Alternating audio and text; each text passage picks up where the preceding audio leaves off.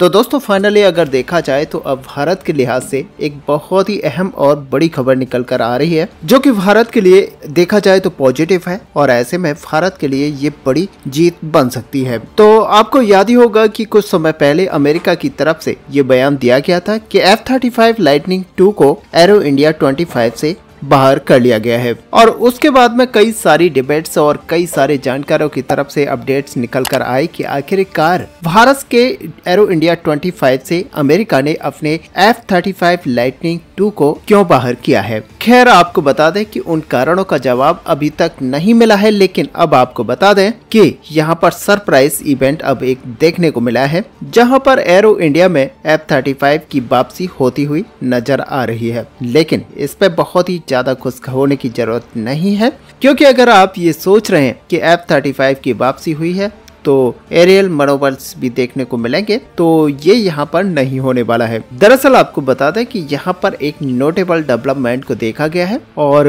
The Hindu की अगर reports की यहाँ पर बात की जाए तो अमेरिका अपने 2 F-35 लाइटनिंग II के साथ एशिया के एक सबसे बड़े एयर शो में पार्टिसिपेशन करने के लिए आ रहा है। लेकिन ये दोनों F-35 lightning II static display में आपको देखने को मिलेंगे, जिसका मतलब यह है कि ये एस्पेक्ट आप कर रहे हैं कि अमेरिका के F-35 को वापस आने के बाद में जो आपको एरियल डेमोन्स्ट्रेशन है, मनोरेबिलिटी है, वो यहाँ पर देखने को मिलेंगे, जैसा कि आपको 2023 में देखने को मिले थे। तो यहाँ पर ये चीजें नहीं होने वाली हैं, क्योंकि अगर हम द हिंदू की रिपोर्ट्स की बात करें तो इंडिकेट ये किया गया है कि ये 2 F-35 लड़ाकू विमान भारत में आ रहे हैं। ये एयर शो का हिस्सा तो होंगे, लेकिन ये ग्राउंडेड रहेंगे, यानी कि विजिटर के पास एक अपॉर्चुनिटी होगी कि वो नजदीक से इन एयरक्राफ्ट्स को ऑब्जर्व कर सकते हैं और अच्छे से देख सकते हैं और आप महसूस भी कर सकते हैं। लेकिन उनको हताशा भी मिलेगी, क्योंकि ये उड़ान भरते हुए नजर नहीं आएंगे। हालांकि इसको लेकर अभी कारण स्पष्ट नहीं किए गए कि आखिरकार ऐसा अमेरिका क्यों कर रहा है कि इनको स्टैटिक रखेगा और ये लड़ाकू विमान यहाँ पर उड़ान नहीं भरेंगे। अब आपको बता दें कि F-35 का जब कैंसिलेशन हुआ था डेमोन्स्ट्रेशन से, तो यहाँ पर काफी लोगों की तरफ से उदासी देखी गई थी और उस समय ये मान के चल रहे थे कि ये पहला ऐसा इवेंट हो सकता है जहां पर एक Russian top of the line stealth fighter jet यहां पर देखने को मिल सकता है, क्योंकि Su-57 फाइलन और अगर यहाँ पर F-35 लड़ाकू विमान को देखा जाए तो एरो इंडिया में जब ये देखने को मिलेंगे तो यहाँ पर कंपटीशन अपनी चरम सीमा पर होगा। और ऐसे में आपको पता ही है कि ये दोनों बेस्ट फाइटर जेट्स हैं और अपने मनोबल से हमें दांतों तले उंगली दबाने पर मजबूर कर देंगे।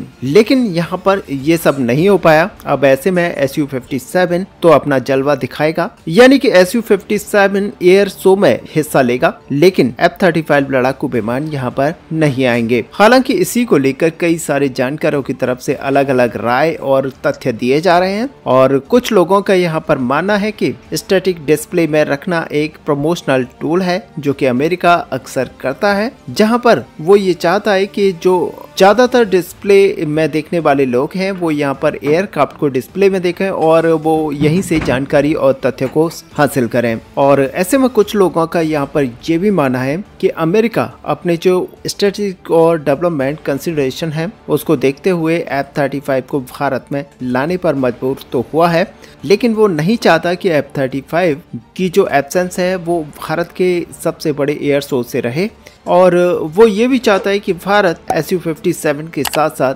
F-35 लड़ाकू विमान है इसको भी कंपेयर कर सके और इसके बारे में इंफॉर्मेशन फर्स्ट टाइम यहाँ पर प्राप्त की जा सके। ऐसे में एयर इंडिया शो जो कि बेंगलुरु में होना है, उस दौरान अभी रशियन Su-57 फाइलन है ये भारत आने वाले हैं और रशियन मीडिया सोर्सेज की अगर यहाँ पर बात करें तो उन्होंने ऑलरेडी तैयारियां शुरू कर दी हैं, जहां पर पूरा एक जत्था है वो Su-57 का भारत में लैंड करेगा। और कुछ रिपोर्ट्स ये इंगेज करती हैं कि एरो इंडिया खत्म होने के कुछ दिन बाद ही ये एयरक्राफ्ट भारत में रहने वाले हैं, जहां पर पहले आपको ये एयर इंडिया शो में देखने को मिलेंगे और तब अब इनके करतब देख पाएंगे। और उसके बाद में ये कुछ रिपोर्ट्स यहाँ पर इंगित करती हैं कि इंडियन एयरफोर्स के जो अधिकारी हैं वो इस एयरक्राफ्ट को समझ पाएंगे, देख पाएंगे और साथ ही इसकी टेक्नोलॉजीज और अलग अलग पार्ट्स को देख पाएंगे। साथ ही यहाँ पर समझ पाएंगे कि आखिर ये एयरक्राफ्ट कितना ज्यादा स्टेल्थी है और भारत इसमें इंटरेस्ट अपना जता सकता है या फिर नहीं।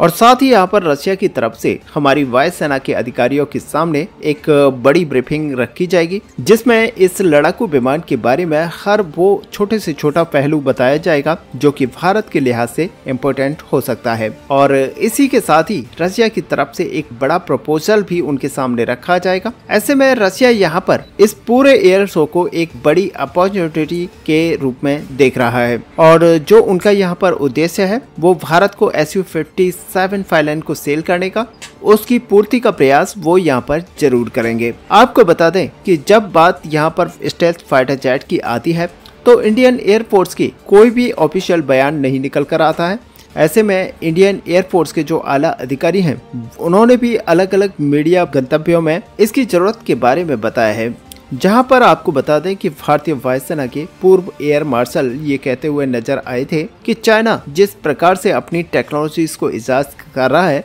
और साथ ही चाइना एक ऐसा लड़ाकू विमान भी बना रहा है जिसका नाम J-31 है जो कि पाकिस्तान को भी एक अच्छी खासी संख्या में देने की बात कही जा रही है। और यहाँ पर यह भी बताया जा रहा है कि 2026 से 27 तक पाकिस्तान को भी ये स्टेल्थ फाइटर जेट मिल सकते हैं। तो ये भारत के लिए एक चिंता का सबब है और ऐसे में भारत के लिए जरूरी ये हो जाता है कि अगर हमारा एमका जो कि अभी 1 दशक की दूरी पर है, इसमें हमें संभावनाएं ऐसी दिखती हैं कि ये समय से रेडी नहीं हो सकता, तो फिर हमें Su-57 फाइलन है या फिर F-35 लाइटनिंग है, इन दोनों में से किसी एक एयरक्राफ्ट को कंसीडर करना चाहिए। अब यहाँ पर कॉम्प्लिकेशंस कुछ इस तरीके की आती हैं कि F-35 लड़ाकू विमान भारत के जो डिफेंस एनालिस्ट हैं, डिफेंस एडवाइजर्स हैं, उनकी तरफ से ये कहा जाता है कि भारत के लिए ये आसान नहीं होने वाला है, क्योंकि आपको बता दें कि F-35 को लेकर यहाँ पर एक प्रीवियस स्टडी निकल कर आई थी जहाँ पर इनकी यूनिट कॉस्ट में बहुत ही ज्यादा हाइक को बताया गया था। ऐसे में अमेरिका इनको लेकर ये भी कहता है कि ये तकरीबन भारत को $80 मिलियन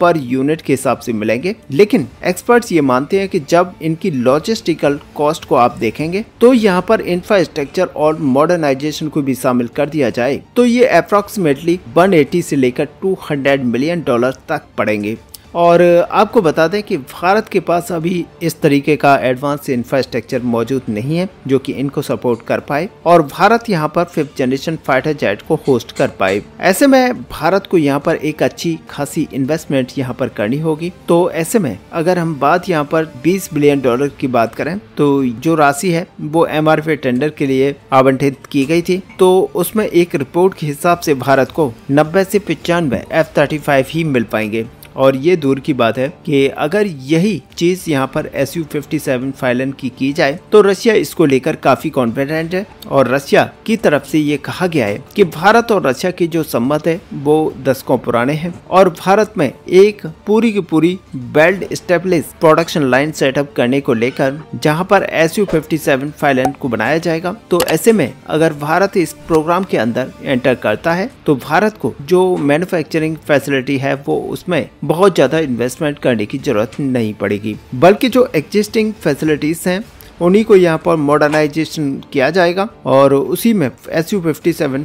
फाइलन को बनाया जाएगा। इसके अलावा रशिया की तरफ से ये भी कहा गया कि भारत की जरूरतों को हमसे ज्यादा अच्छे तरीके से यहाँ पर कोई नहीं जानता है, क्योंकि भारत भी कभी इस प्रोग्राम का हिस्सा था और भारत ने अपनी रिक्वायरमेंट पहले से ही रशिया को बताई हुई है। ऐसे में उनका यहाँ पर कहना है कि भारत के पास इस एयरक्राफ्ट को लेकर एक स्वतंत्रता होगी जो कि अमेरिकन फाइटर जेट के साथ नहीं मिलेगी और वो भी यहाँ पर इंडिजिनियस वेपन पैकेज को ऐड करने को लेकर होगी, जहाँ पर भारत कोई भी अपना वेपन सिस्टम इसके अंदर इंटीग्रेट करने में पूरी तरह से स्वतंत्र होगा। ऐसे में दोस्तों आपका यहाँ पर क्या व्यू है, क्या भारत को Su-57 फाइलन के अंदर इंटरेस्ट लेना चाहिए या फिर F-35 लड़ाकू विमान के साथ आगे बढ़ना चाहिए? आप अपना व्यू हमें कमेंट पर लिखकर जरूर बताएं। साथ ही अगर वीडियो आपको अच्छी लगे हो तो लाइक और शेयर करना ना भूलें। मिलते हैं नेक्स्ट वीडियो में, तब तक के लिए जय हिंद जय भारत।